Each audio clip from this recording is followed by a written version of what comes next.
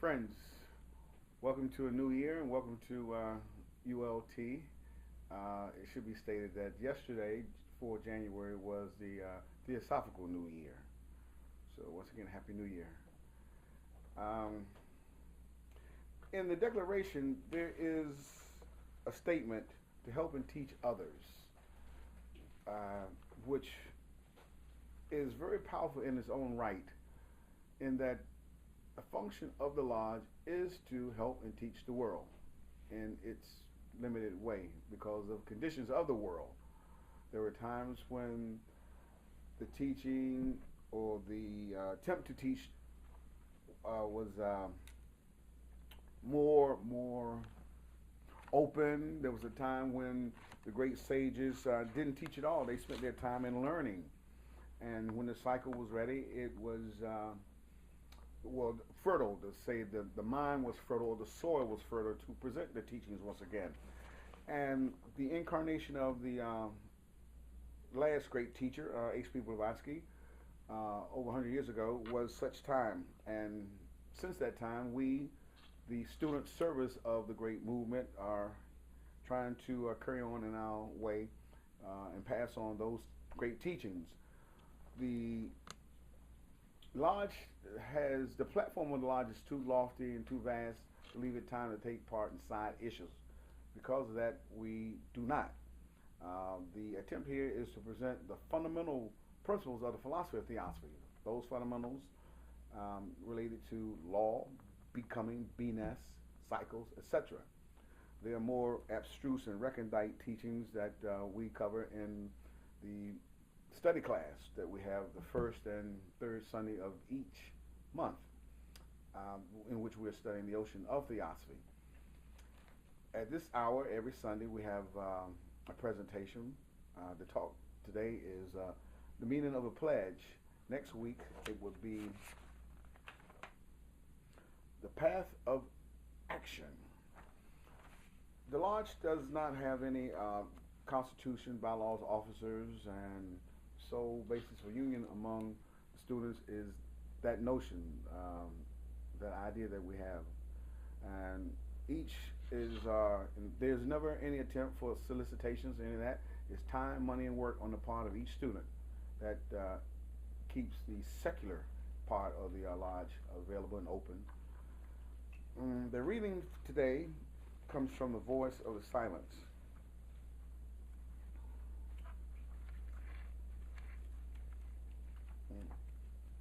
One second.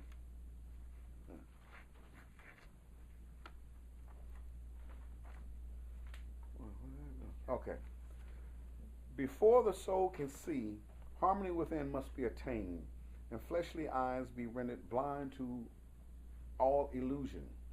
Before the soul can hear, the image, man, has to become as deaf to the roarings as to whispers, to cries of bellowing elephants, as to the silvery buzzing of the golden firefly. Before the soul can comprehend and may remember, she must unto the silent speaker be united, just as the form to which the clay is modeled is first united with the potter's mind.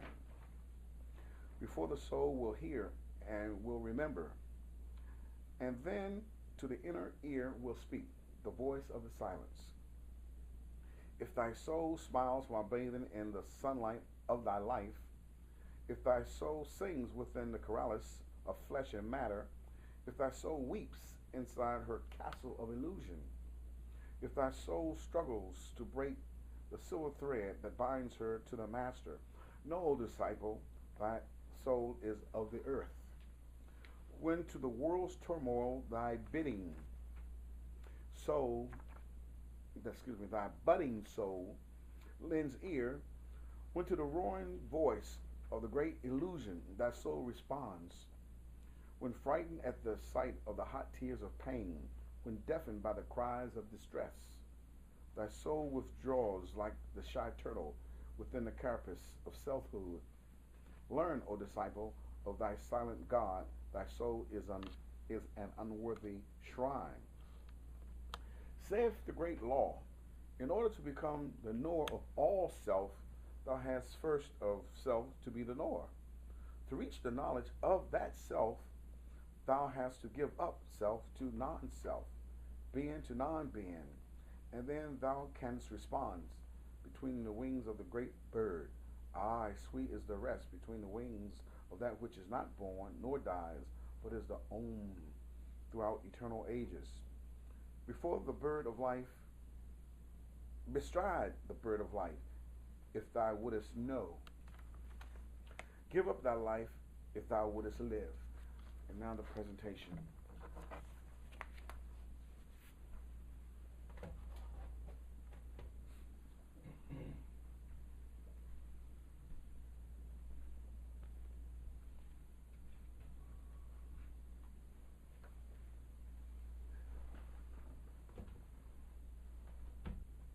Good morning and welcome everyone. Happy New Year to all of you.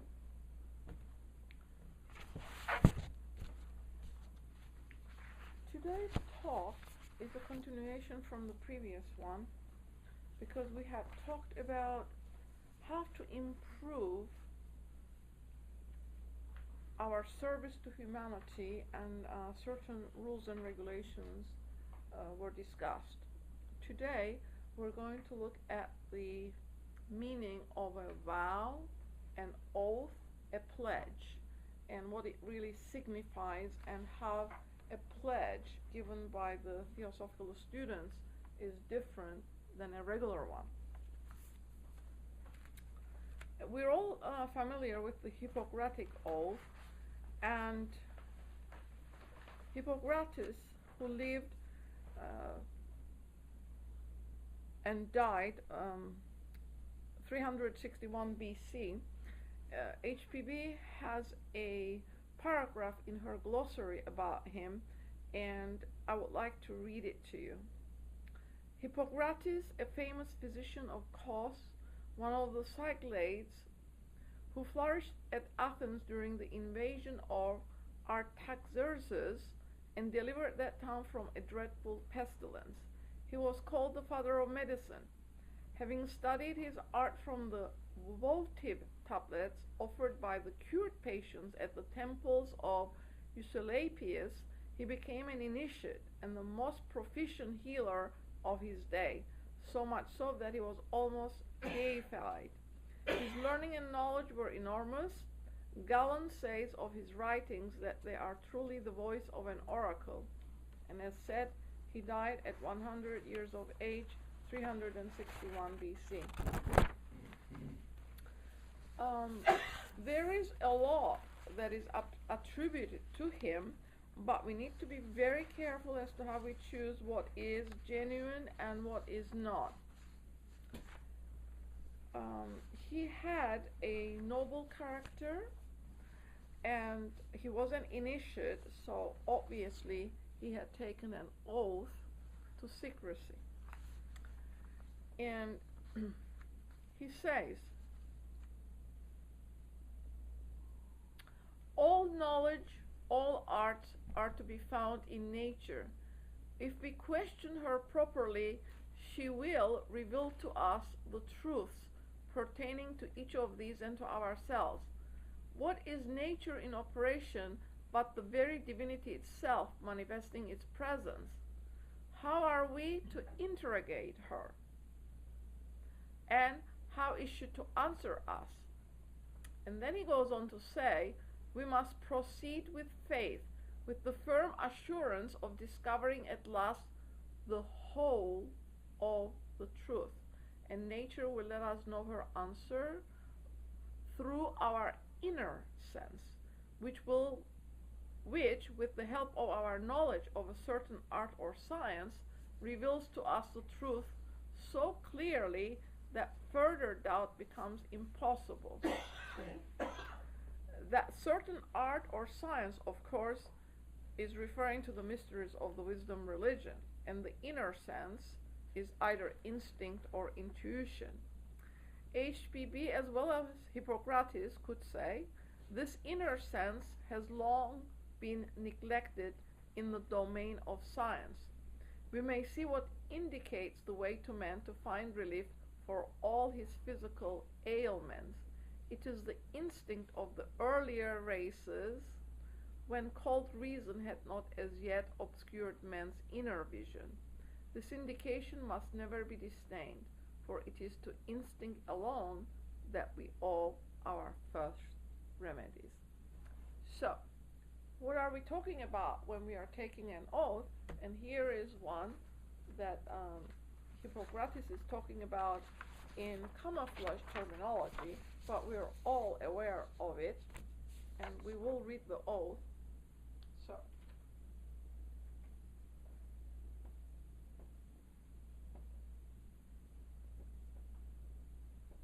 to whom are we taking it, first of all? When we take an oath, to whom are we taking this oath? To some other person or to ourselves? We're taking it, in most of the cases, to the higher self. Who are we? There is but one self. The higher self is not a sublimated personality. It is one. There's only one. And we had talked about sound and how it makes the manmantaric activity come about. And for that, we have designated it this way. In the secret doctrine, we are told that there are 4 different kinds of sound. One is referred to as the para aspect of that sound. Paramatma, Parabrahm, para aspect of that sound comes from there. And then there is Pasyanti. Pasyanti is the sound that is always present. And it goes into that circle and it comes out in its Madhyama form. And in the human being, it is Vakhari Vak.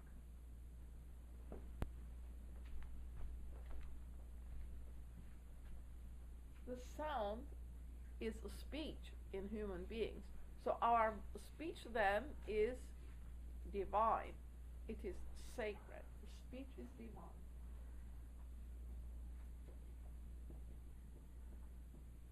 It's sacred. It comes from there. And we are told that humanity, especially the Western world, throws away its spiritual energy in useless talk, gibberish, useless talk. What is that implicative of when we use our speech in that manner? We're not using it correctly, we're misusing it. So, speech, sacredness, vow are connected because there are implications in a vow that we need to understand.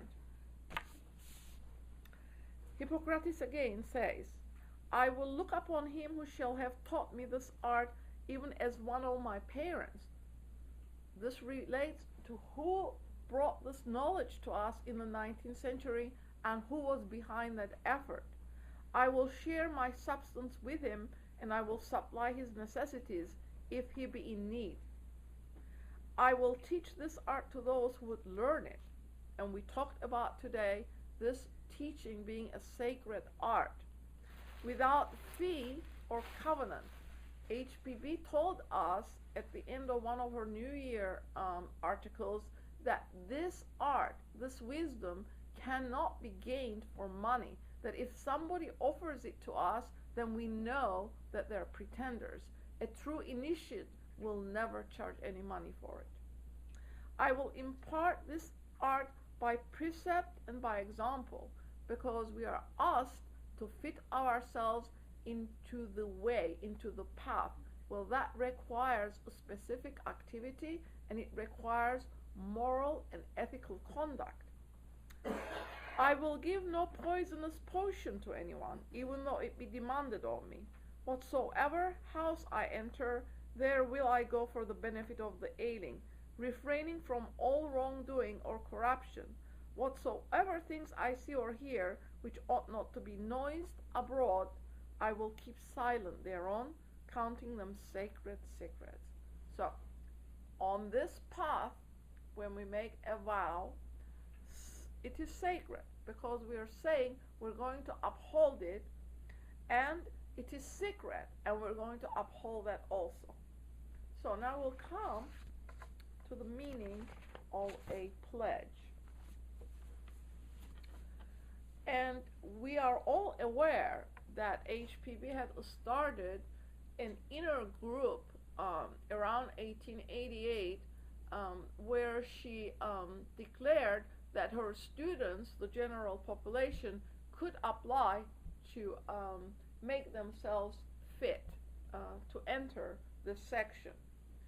And this pledge is the outcome of that effort. And a student has written this pledge to guide those who are also going to be taking it in their future or not. The pledge runs as follows. 1. I pledge myself to endeavor to make theosophy a living factor in my life. I pledge myself to support before the world the theosophical movement, its leaders, and its members. I pledge myself never to listen without protest to any evil things spoken of brother theosophies, and to abstain from condemning others. These contain within the statements a tremendous amount of truth and validity that once we fit ourselves into it, it shows us what the truth is and removes doubt as we walk on this path. And at the end of it, there's 6 clauses, and I'll read the rest a little bit later. And at the end of it, it says, so help me, my higher self. So the pledge is to the higher self. So when we vow, when we take an oath, it is not a signature on paper. We're taking this and promising to do something. We're going to fit ourselves to do some work.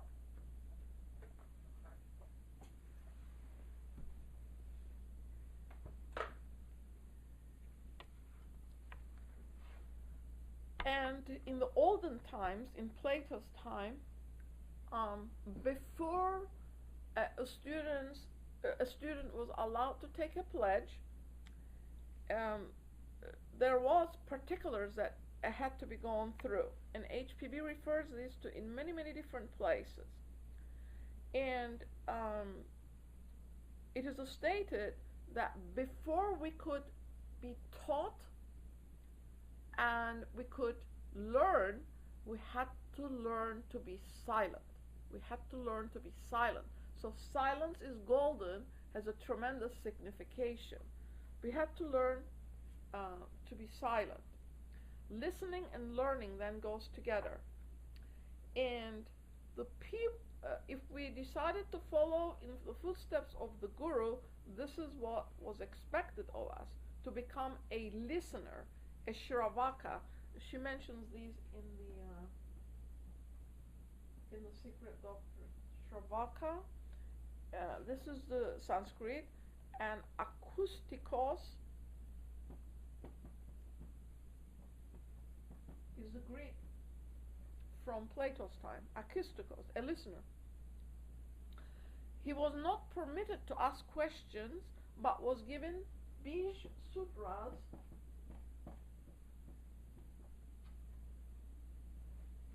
Bij-sutras, these are what? Seed thoughts. And was sent home to think about it, to see what he would come up from out of himself, what he would bring forth as to what these sutras meant. And this was a purification process at that time. And this process, alchemical process, transforms one's constitution from inside, where passion becomes converted into compassion, lust into love, antipathy into sympathy. Once started on this highway, we have to also become doers, exercisers of those Bij-sutras. A positive doer. There's a negative doer and there is a positive doer.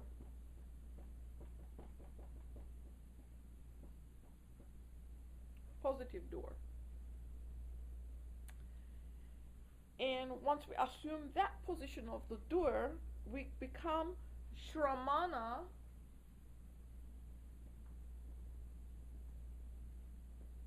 Sanskrit, a doer. This is a listener, that's a doer. And asketes of the Greeks. It shows you that there is a continuity, that this stuff never disappears. It just takes a different form according to the times. So, this is a requirement. So, what is it that is expected of us is very, very clear. Let's see where it is. Here we go. Before we can become positive doers,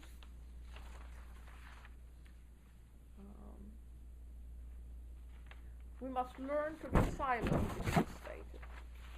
This is a choice that we must exercise on ourselves. This doesn't mean we become mute, that we don't talk at all, but it has 7 aspects to it. 1, self-imposition of periodic silence. Every day we are to go into a corner and exercise silence, not indulging at any time in injurious and untruthful speech. That's number 2. 3, not giving way to useless speech. 4, not asking questions on philosophy or practice till what has already been taught or is before us is fully scanned and thoroughly looked into from the point of view of our particular question. That means we are to try to understand it first on our own before we pose it as a question to be asked. 5, not indulging in ahankaric speech, not making statements about the divine self or ego in terms of our kamic or lower nature. 6, not indulging in injurious speech regarding our lower nature, our own faults and weaknesses, lest by doing so we give it a strength which ensues from the power of speech. So the speech has power. 7, not to speak even that which is true unless at proper times to proper people under proper circumstances. This 7-fold exercise is to be practiced in secrecy and observed as sacred. Now, the pledge. We're taking this pledge to the higher self.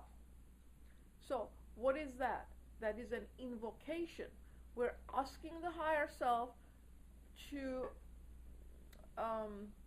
allow us to be under its protection. It's an invocation. The man who takes this pledge in the right spirit, it says, calls upon it and calls every help and blessing from it to his assistance. This is what we are doing. We're asking for assistance, and we're putting ourselves under the light protection, because that is also called the white light.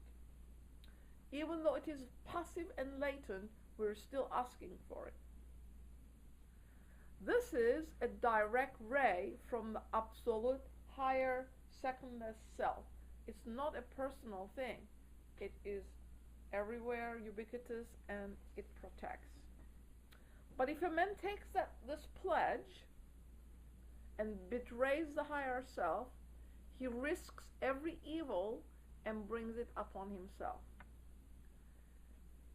So, if we remain true to the pledge, we have nothing to fear. But those, it says, who have no confidence to keep the pledge had better leave it, and also leave occultism alone. Breaking this pledge, then, does not involve any penalty on the higher self. The higher self is perfect. It cannot be penalized. Well, who is then assuming this penalty. We are individuals. That individuality that incarnates life after life after life, and certain personalities are being built around it or formed, is the one who is going to get the result of it.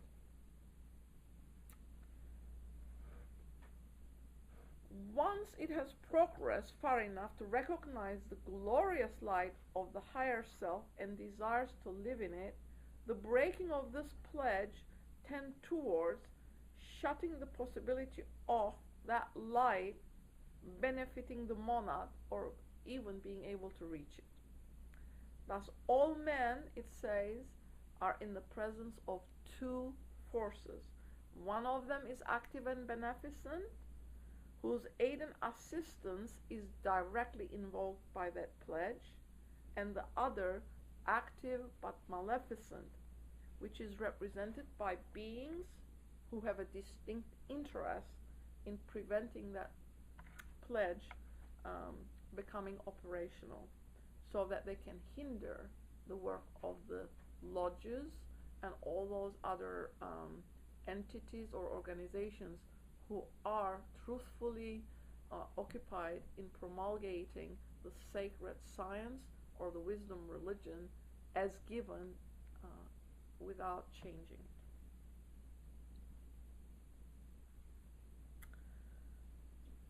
So, this penalty then is going to come to the individuality, the monad. By taking this pledge, we are promising to be active. We're not going to be just not offensive, meaning negative goodness, but we're promising to actively participate in this process. So we are to endeavor to make theosophy a living factor in our lives.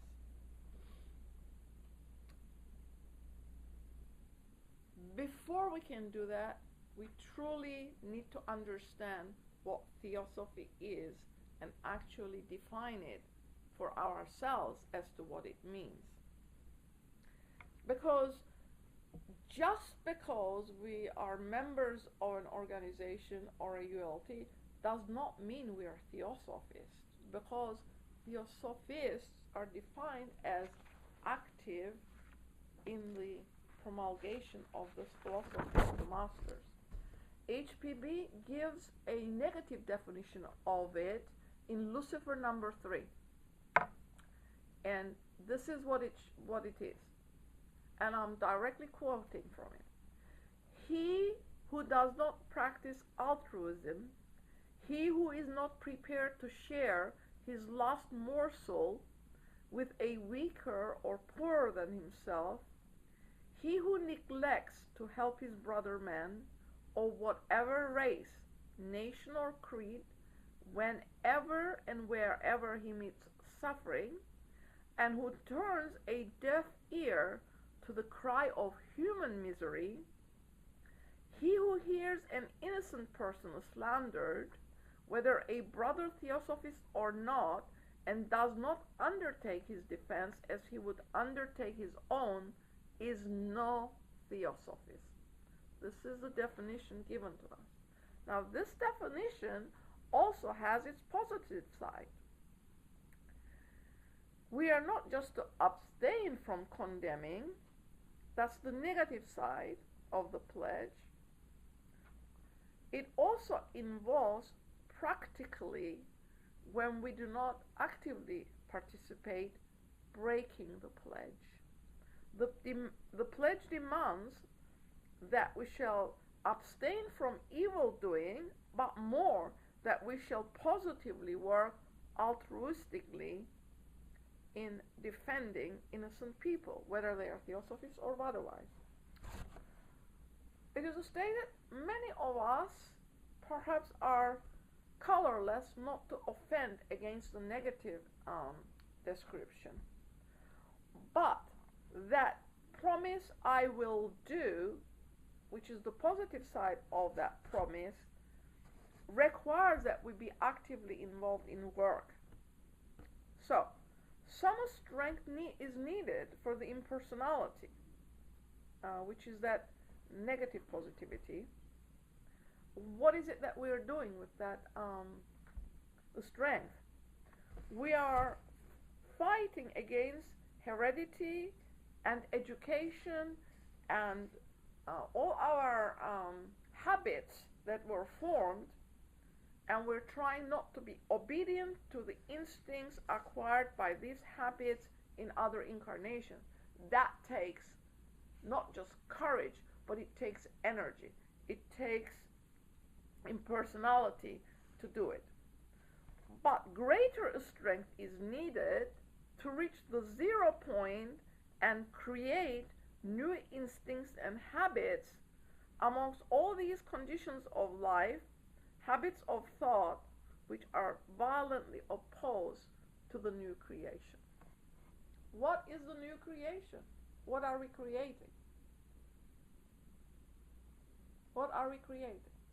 What's the new creation?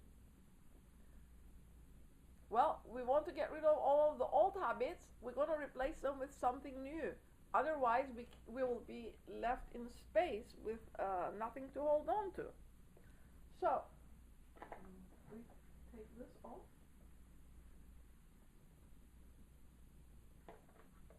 So, it says greater force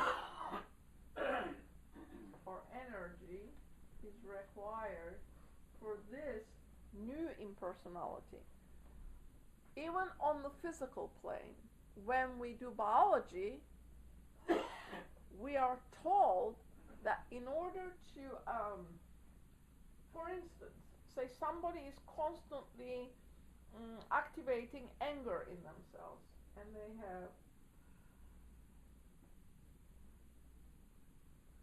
have energized this anger by going through this electrical current. Now, here we're going to cut it off, and we're going to do a new channel, a new groove that we're not going to get angry. This, she says, requires indomitable willpower to do this process here. But please remember, this is the nerve current in the body. What about the astral body? That also has its own way. What about the mind? So this work then we have to repeat as we go higher and higher on the other levels of our existence as well, in order to bring this new habit into activity. So to reach the 0 point and to give it a different direction is what we are talking about here. So what does that do? It takes what we consider evil or undesirable out of us and puts the positive in its place. But that requires willpower. This activity requires willpower.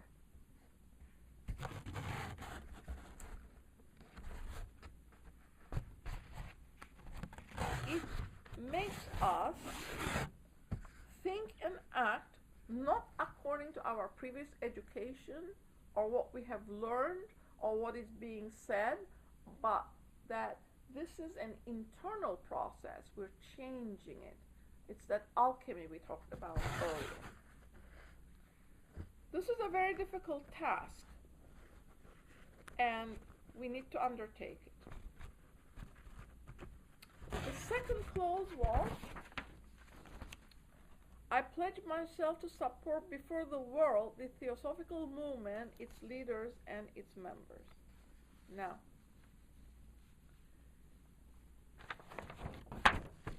what does that mean? Well, we all go somewhere on Sundays.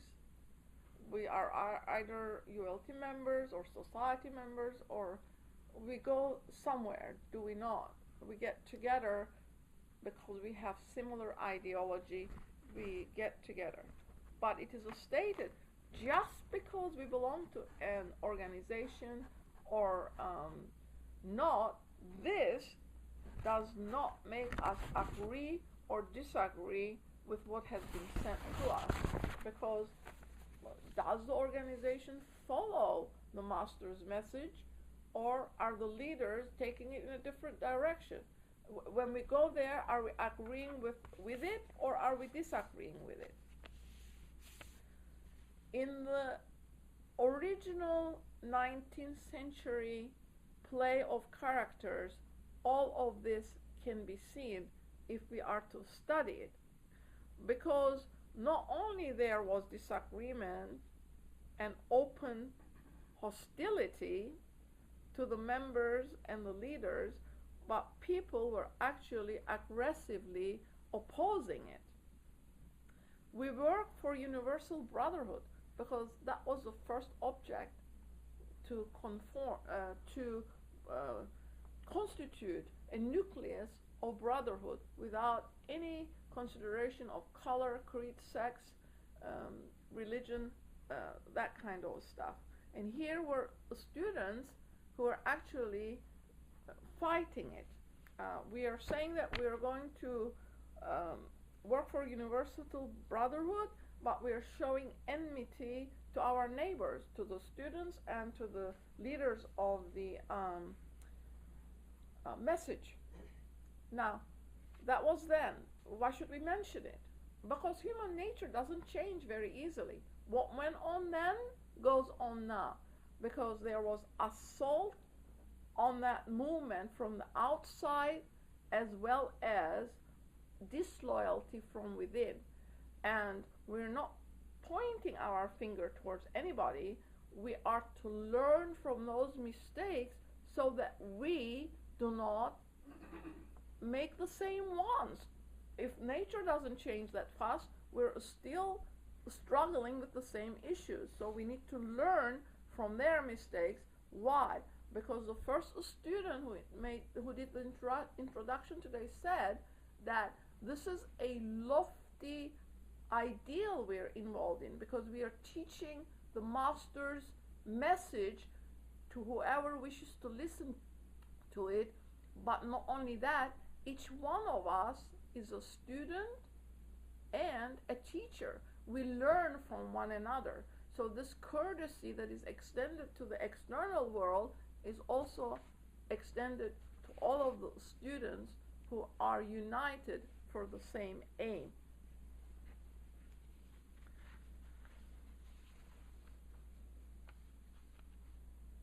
So, what's number 3? I pledge myself never to listen without protest to any evil thing spoken of a brother theosophist, and to abstain from condemning others. This gets back to that vow that we talked about, which is called silence. The small talk has become and is studied as an art, and the infamy of gossip has emerged as an institution of social amusement. Unfortunately, it is very true that criticism and malice in undesirable speech is exerted towards others. It says here the first requirement of the spiritual life is to learn the value of silence. So as a nation, have we learned the value of silence? Because there are households in the evening when the family gets together, the parents demand that children eat in silence, and only after the meal is finished can they actually present their difficulties of the day or whatever it is that they wish to share with the parents at the table. Are we following these? Is it really done? Or do we eat on the run? Because the social structure is such that the value system that held the family together is not really practiced in many of the households. Children come home from school and they're put in front of the TV to keep them silent. This is a very bad thing to do, because it makes them occupied, but it is not quality time for the child. The child needs to learn to quietly endeavor to understand her own activity during the day and be given these seed ideas to work with, because children are very smart. They are open to everything until the age of 7. The astral world is open to them. They have greater understanding than we give them credit for. At 7, only 7 or 8, or perhaps a little bit earlier than 7, does each child become responsible, because the mind then becomes active at that time. So, to stop this wastage becomes important. And it says here that actually assimilation and elimination is also dependent on the power of speech. Now, these are very axiomatic statements. I'm sure they have more than one meaning, but each one of us must try to understand it for ourselves. So, this abusive type of speech then has tremendous effect on us, on the soul life of each individual, and that it must be stopped.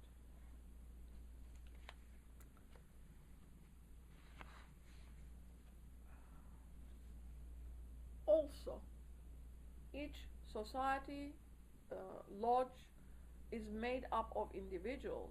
We are all individuals, and we have inherent power within ourselves, and combined we form a greater force. What about the ULT, the one that we come to every Sunday? Does it have any inherent power within itself?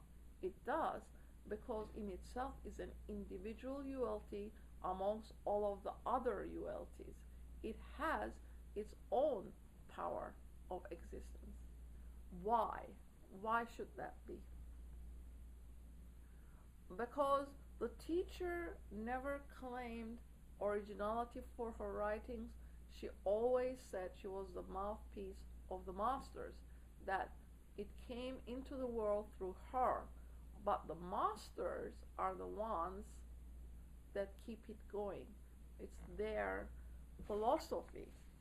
This is their philosophy. So each lodge then has that inherent power of existence, because it is supported by higher influences.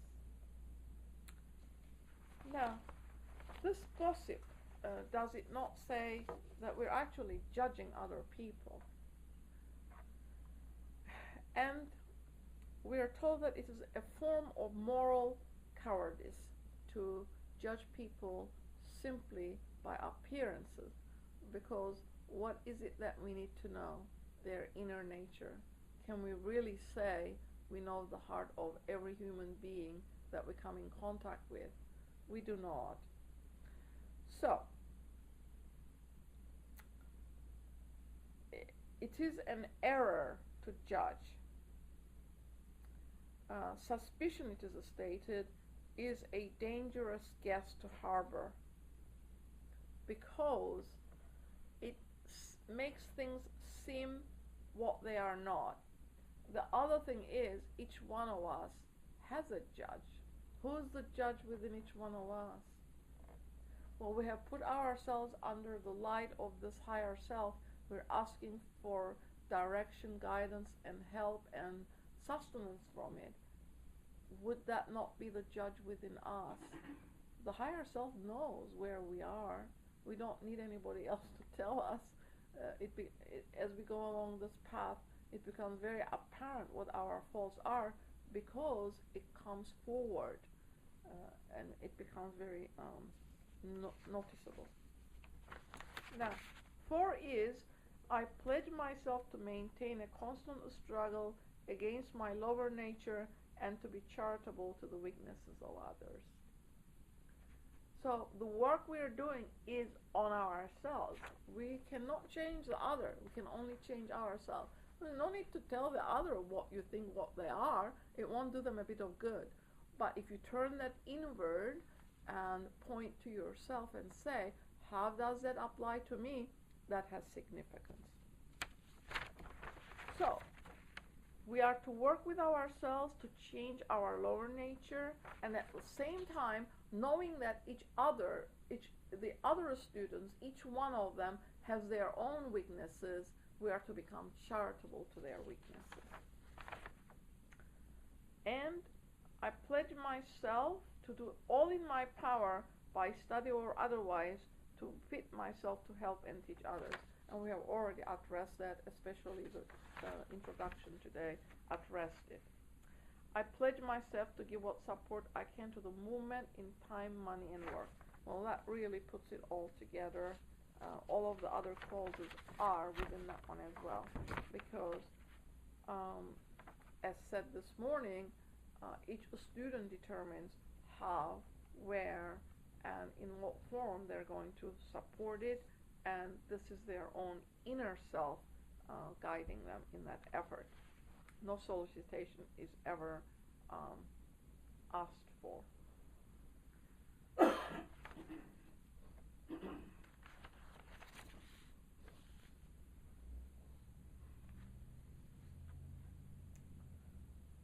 William Quan Judge.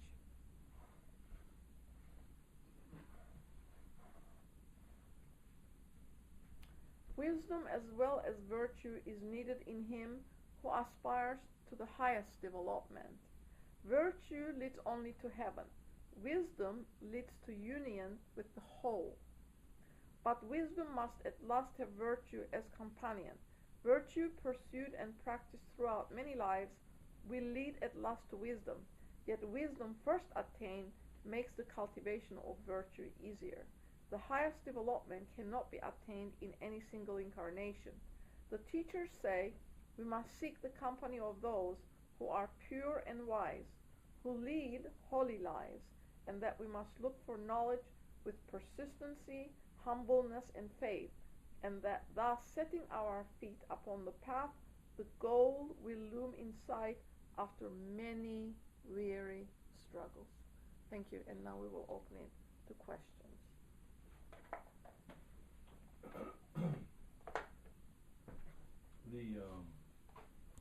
The higher self to which the vow of the individual is made,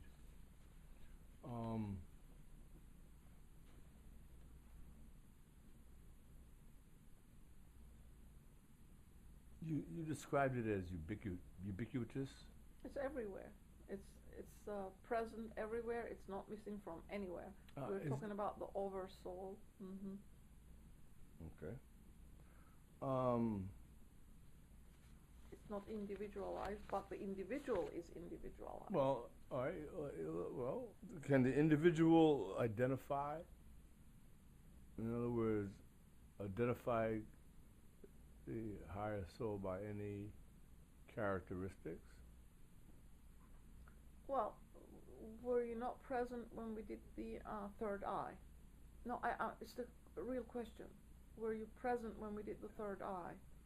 The presentation on the third eye? I'm not sure. Okay. Okay. In this process, this is an internal process we're talking about, not externalities, correct? Yes. Okay. We're told that the anahata, the inner heart, has this light in it. And where's this voice? It says here, before the soul can see, the harmony within must be attained, and fleshly eyes be rendered blind to all illusion, because the external world is truly illusion. But nevertheless, this is where we live, this is how we gain experience, and this is how we learn. But it is an illusion. The inner side of our nature is the only real one.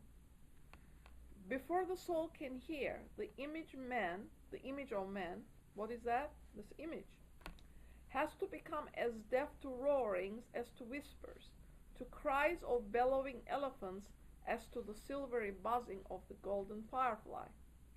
Before the soul can comprehend and may remember, she must unto the silent speaker be united. For then the soul will hear and will remember, and then to the inner ear will speak the voice of the silence. Okay? So where is it we're trying to go? To the core.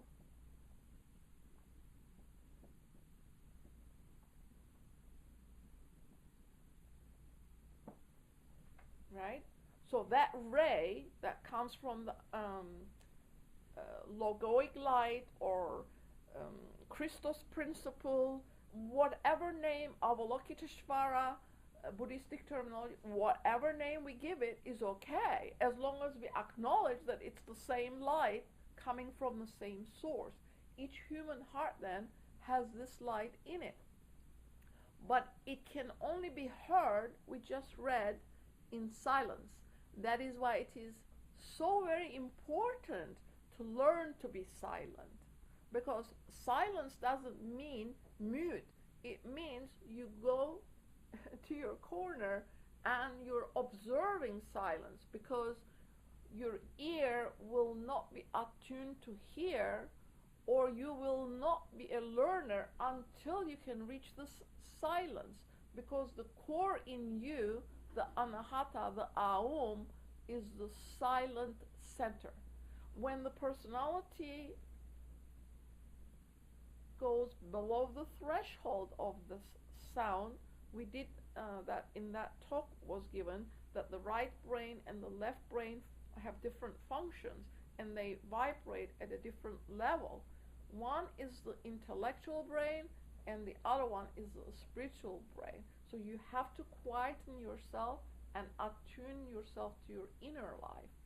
When that path becomes, it says, visible to your inner eye from the Hippocratic definition, then you perceive the light within yourself. But that light is not particular to you. It is everywhere and in every heart. That is when we understand that we are really connected to one another, because that light is not just in my heart, but it is in every human heart. And then that shows a true brotherhood is needed on the surface of this earth that comes from that understanding. Because I think at the end of one of these things has a very, this is, where is that? I want to read it because it was very significant.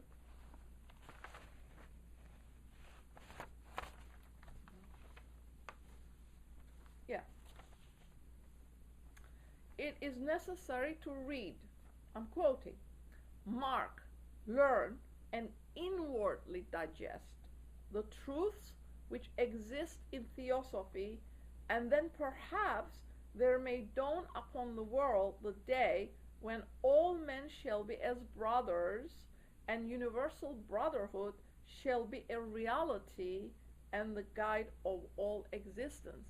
This path is where it takes us. This path takes us to the core of the truth. And when you know all of the truth, what have you become? A master of wisdom. But there are steps on this path that as we walk it, we're learning. And in time, from learner or from listener, we become a learner. Listener has to learn quietude first. This is the stuff that you do for yourself. Isn't that other statement also relevant? Before the teacher appears, you have to prepare yourself, and when you have prepared yourself and ready, when the student is ready, the master or the guru will appear. That also is a truism. Yeah.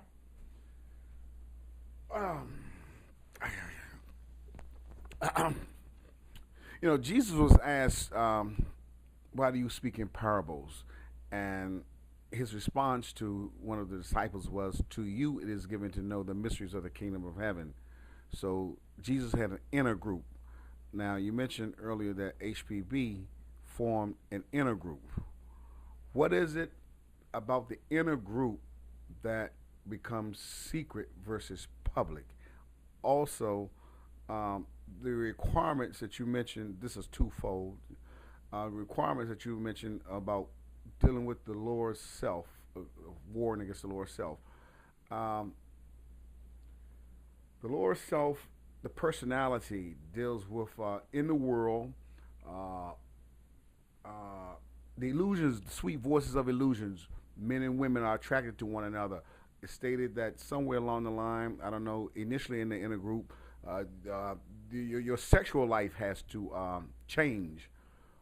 Why are there certain requirements? It's stated also that an adept could not be married. I mean, we talking way down the line, but I'm trying to get to the core of the requirements of going into the inner group and those requirements associated with beginners against Okay. the Lord self. These beginners that we're talking about are all lay beginners. Okay? Yeah. Lay chilla. Yeah. So they're all married. Mm-hmm. Lay chilla. They're not trying to make ascetics of us. You're going to come back in another life and perhaps pursue that path, because that energy then is converted to a higher form. What is it? In the home life, where we're married, have children, wives, and so forth, we're learning the value of love on the human plane. We learn to give, compromise. We learn to sacrifice for our children. So we are doing the manus laws within the household. We're householders, correct?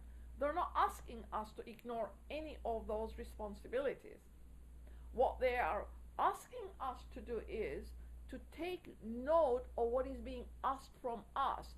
For instance, she says it somewhere, and the student who gave the talk on the dreams said, HPB says, don't drink alcohol.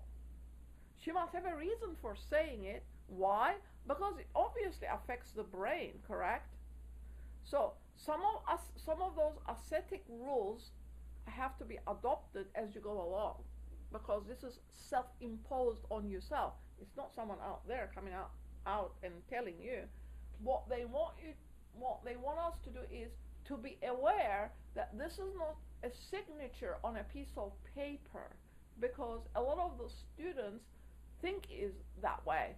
But once we take it, we have promised to work for it, to qualify for all of those clauses that we just read. And we are to give ourselves as we are, but we are promising that we're going to make an effort to change our lower self to fit to serve humanity better. Because the masters are not going to change us. We're going to change ourselves. We're going to become fit to serve. And when we become fit to serve, then perhaps they will contact you, or however that works. This to me is not a person coming and asking you, but that inner life asking you is how this student puts that into perspective. That since you're under the guidance of your heart. Besides that, let me please make this one thing again to the forefront. Who am I? I am the higher self. There is no other, because my personality is only for this life. But that higher self is the one that goes from life to life to life.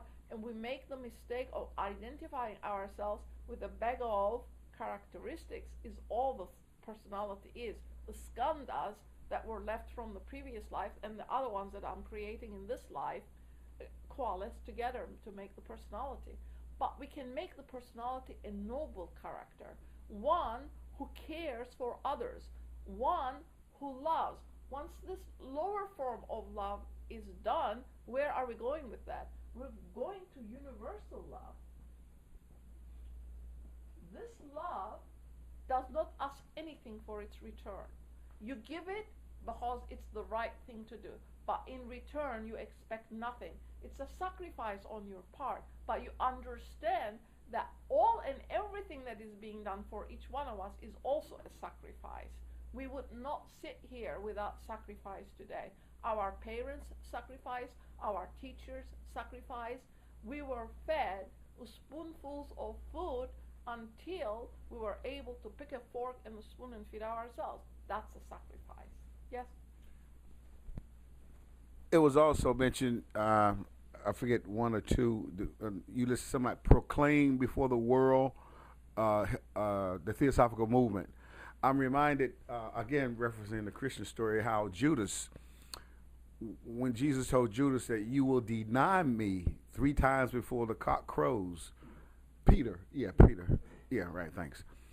Also, theosophy. Well, for this student's experience that initially in contacting it, it was one word that I dare not to mention because I thought it was funny. You know, theosophy. What kind of word is that? But growing into theosophy over the years, you see what it truly is. Now, being in the position to boldly, just like people say, well, this is just a comment, by the way. Because if you bring up reincarnation and some of the things under the theosophical umbrella, well, what is that you're studying? Or where'd you get that from? And I said, I'm just a student of world religions, things like that. That's initially. But seeing how well theosophy is grounded and being grounded in theosophy, I said, I'm a theosophical student. You get to the point where you have to come forward with theosophy if you are a true student of theosophy. And that is directing those who are inquiring to theosophy. Correct. Yeah, that's just a comment related to what you're saying in support of the theosophical movement. It was not just Jesus who had to suffer from that dilemma, because HPB had all these assaults on her externally and internally. She had to deal with it. But the point is, the students were kept under check while she was alive. But once she left the scene, everything went haywire because her influence wasn't there anymore. And we can see these students who were suffering from vanity. Wow, vanity comes out. The ones that want to direct suddenly have become successors to HPB because they want so much to be in charge of those organizations and direct its work.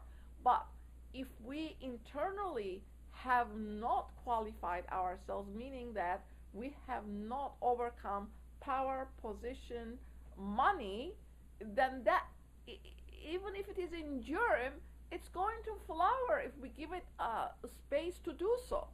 So this is what we are warned about, that we give ourselves as we are. Otherwise, we would never work for it, because who on earth is qualified in this respect? But once we take it on, we are saying we're going to do, not try to do, we're going to actually do. This was a very significant understanding, because in one of those space movies, Yoda says, you can't do it because that's why you can't do it, because you do not believe in it. And here it says we have to have conviction and belief. Imagination does the work, does the framework. But if you don't have faith in yourself, who are you having faith in? You are the higher self. That is who you are. You are going to have faith in yourself and bring about that change. If you don't have that faith, the energy is not there to do it with. That is, willpower is not there to actually carry it out. Yoda said, you don't try, you do. And this is what it is saying also. You do. You're going to work for it, you go out and do the work. And if you fail, you try it again and again until you succeed at it. So that is what it is. That it is not just a signature on a piece of paper. Excuse me, you're giving it to yourself, and you are the higher self, and that's what you're giving it to. That is an invocation. You're asking to be put under the direction of that light. So just what you just mentioned right here about the signature on a piece of paper. Right. So at some time, right, it's not an address or that you can apply to. It's directing that volition towards the higher self, and I guess you will in time have that present itself to you. The volition is the volition of the higher self. I'm referring to energy. I'm referring to the student, yeah. Meaning that because of that desire has now arisen, then you don't have an address, you don't have a mailbox. You know what I'm saying? Yes. So yes, so I got it. so through one's desire, Uh-huh. then that comes about just by that triggers that's the ignition. Yeah. All right. It is not emotionalism, Yeah. it says. It has to be taken with a stern resolution to ever and ever more fully carry out its requirements, even at all costs to the man who takes it. It is taken at the risk of the man who takes it in a thoughtless spirit without examining what it really means. So, yes, we give it as we come to it as we are, but we're going to do our very best to fulfill what it is asking us to do. That's all it is. Thank you. We're going to take a short break, 15 minutes, and then we'll reconvene roundtable study of the Ocean of Theosophy. Please join us next Sunday at 11 o'clock here at 4865A Cordell Avenue, Bethesda, Maryland, for another topic, which next week will be The path of action. the path of action. Thank you. Please, let's socialize and eat a little.